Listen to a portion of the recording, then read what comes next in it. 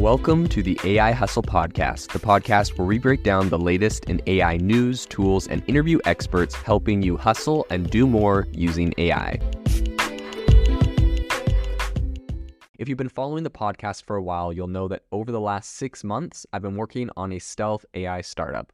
Of the hundreds of projects I've covered, this is the one that I believe has the greatest potential. So today I'm excited to announce AIBox.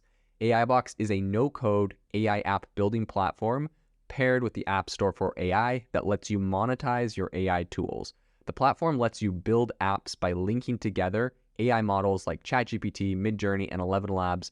Eventually will integrate with software like Gmail, Trello, and Salesforce, so you can use AI to automate every function in your organization. To get notified when we launch and be one of the first to build on the platform, you can join the waitlist at aibox.ai. The link is in the show notes.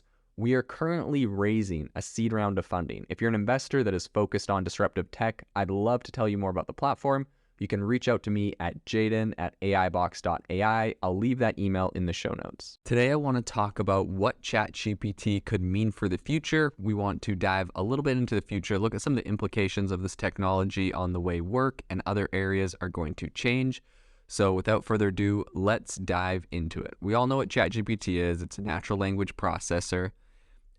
Very advanced. And I guess when we're looking at how exactly this is going to affect the future, I think it's important to look at how it works. Something that's really important to know is that ChatGPT is so advanced, it's been trained on over 45 terabytes of text data. So that's about equivalent to 3 million books. So this thing is very robust. It's based on a deep learning architecture called a transformer. So a transformer is essentially just a type of neural network that is specifically designed to process sequential data, such as text. So looking at things in a sequential order. The transformer architecture is based on the concept of attention, which is a mechanism that allows the model to selectively focus on certain parts of the input sequence when processing it. So sounds technical, but what that means is pretty much when you ask ChatGPT a question like, write me an essay about Arnold Schwarzenegger in 2010, it's able to look at specific areas of your question and determine which of those are most important. So subject matter, Arnold Schwarzenegger, year 2010, essay, task that you're looking to get done, right? So it's able to kind of break it down into like a systematic way that a computer program could understand. And that's something that wasn't previously available or previously possible with other AI models. So the training process for ChatGPT is divided into a couple stages. First, pre-training and fine-tuning.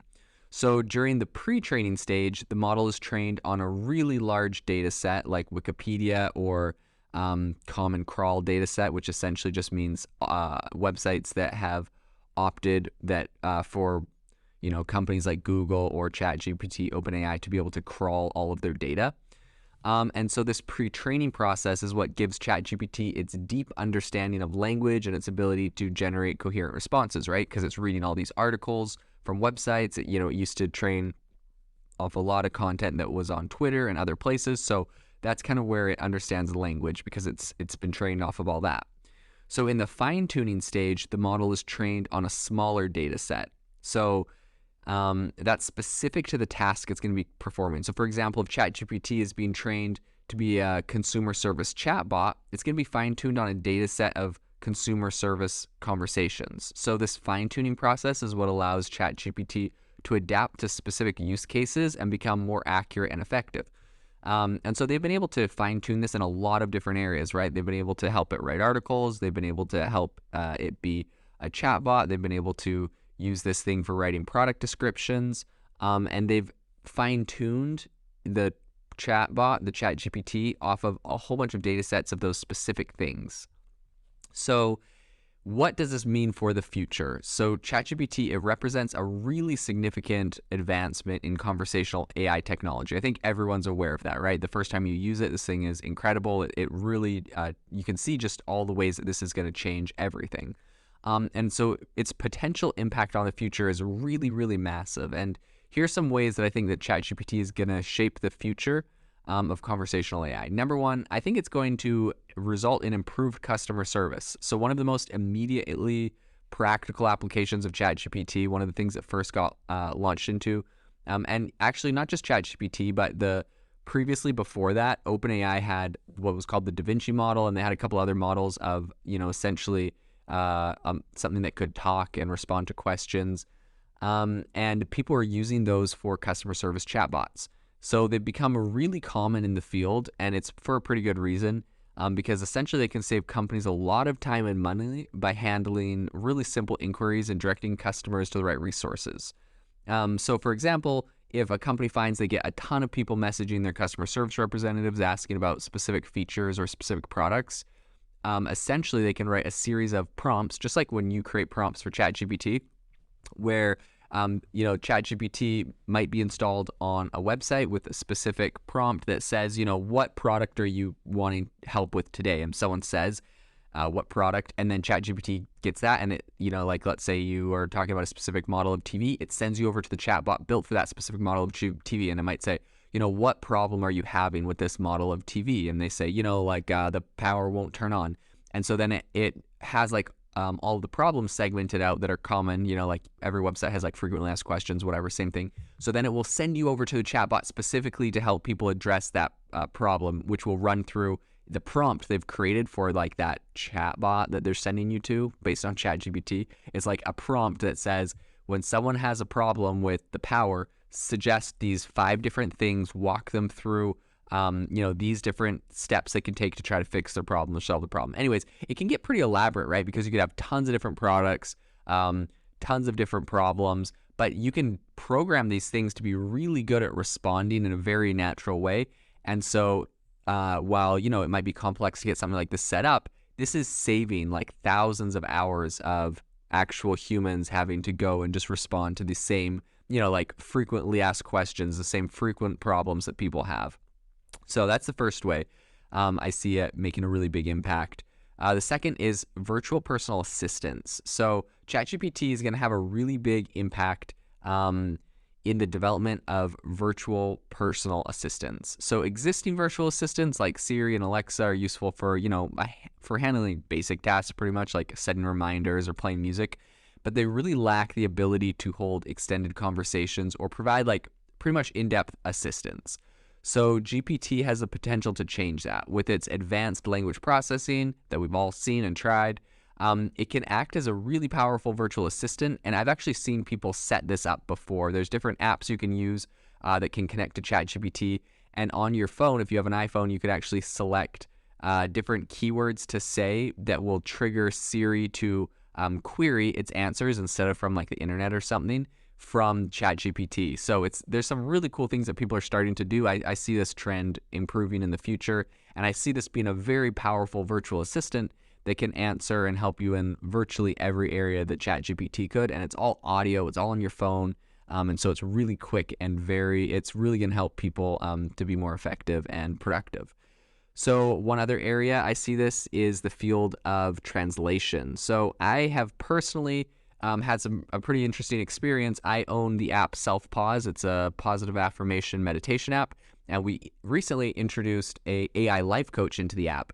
And what's really crazy is, it took a week or two working on making different prompts and the technology, working with our developers to get this AI life coach feature integrated into it. And then I was thinking man, this would be so cool if we could have this for other languages because, it was in English, but we do have a lot of users in other languages. And I was like, man, it'd be super cool if this could be in other languages. And so I went to, essentially we have a series of different prompts that we have integrated with OpenAI's kind of like ChatGPT, but a different thing they have called Da Vinci. And so we have a series of prompts we've integrated to create this AI life coach. And it's super long. Each of these prompts is a page long because it's pretty much telling ChatGPT how to be a life coach, what to say, how to walk people through this conversation. And we wanted to translate in different languages, so we literally just added the line of text, respond to users in whatever language they message you. And this is a little Easter egg. If you ever have our app, you might be talking to it in English, and all of a sudden you can say something in French, and it will respond instantly in a perfect response, the same flow that the AI life coach is being taught to do, but all of a sudden just switches languages to whatever language you're messaging in it. So Really, really cool. I was absolutely blown away, right? Because normally when you do developmental projects, we got our whole app translated, Self-Pause, that same app, we got it translated into 4 new languages, and that took like 2 or 3 months to get all the areas of that translated. But this AI life coach feature, which is, pretty advanced AI, like 1 line of text, we literally got the whole thing translated into every language in the world in like 10 minutes. So very, very powerful. And I see this being something that can help people because it really understands the meaning of a lot of these words. And so the translations can come across really well. Another area which I touched on a minute ago is just improved mental health services. So like I said, I have the AI life coach app, Self-Pause. And I think that these chatbots that we've integrated, and we have a whole bunch of new ones that we're integrating in. So ones to help you set goals, ones to help you overcome addictions, ones to help you find areas you're struggling with and find solutions for them. And I think that in addition to that, just, finding a place that people can go and get like some sort of empathetic response. They know they're talking to an AI, but sometimes you don't really want to tell your problems to an actual person. And so this, I honestly think, is going to be a really big area. I know for me personally, everyone's different, right? But I know for me personally, being able to tell my problems to an AI actually has more of an appeal than telling them to an actual person. And I guess people that have privacy issues or other things, this could be a really big area, I think, is mental health support. So the one thing that we do need to consider is the ethical concerns. So as with any new technology, there's also ethical concerns that need to be considered when it comes to ChatGPT. One of those concerns is that the model could be used to create fake news or manipulate public opinion, obviously. People can use this for a lot of negative things. I've heard of people saying that hackers use this to generate like really realistic emails to people that are like tricking them into giving them their passwords or their credit cards or, all the different spam that we see. And of course, that's nothing that like wouldn't be done without ChatGPT, but maybe it could make it faster and better. So maybe they'll need to focus on putting safeguards in place for that specifically. And to be honest, it kind of makes sense. And I'm sure that they're going to tackle this problem, and we hope, that they'll be able to find solutions for it. So wrapping up the podcast today, in conclusion, I would say ChatGPT is incredibly powerful, some massive steps forward as far as technology goes with this, and with its deep understanding of language and the ability to generate natural sounding responses, ChatGPT has the potential to revolutionize the way we interact with technology, like period. Like this is massive. I think this is equivalent of the internet being created today. I think it can be used to improve customer service, mental health, support, assist in language learning and translations, act as a more human-like virtual assistant. It's important to think of the ethical implications of this technology and to ensure that we're using it in a responsible way. And as AI technologies continues to advance, I think it's going to be important to remain really vigilant and ensure that this is being used in ways that benefit society as a whole. If you are looking for an innovative and creative community of people using ChatGPT, you need to join our ChatGPT creators community. I'll drop a link in the description to this podcast. We'd love to see you there, where we share tips and tricks of what is working in ChatGPT. It's a lot easier than a podcast, as you can see screenshots, you can share and comment on things that are currently working. So if this sounds interesting to you, check out the link in the comment. We'd love to have you in the community. Thanks for tuning in to the AI Hustle podcast. If you could do us a massive favor, we would really, really appreciate it if you could leave us a review wherever you get your podcasts. This helps people find the podcast. It helps people know this is a good place to go. And we would really, really appreciate it, as it helps us continue to bring on incredible guests and share incredible content for you to listen to.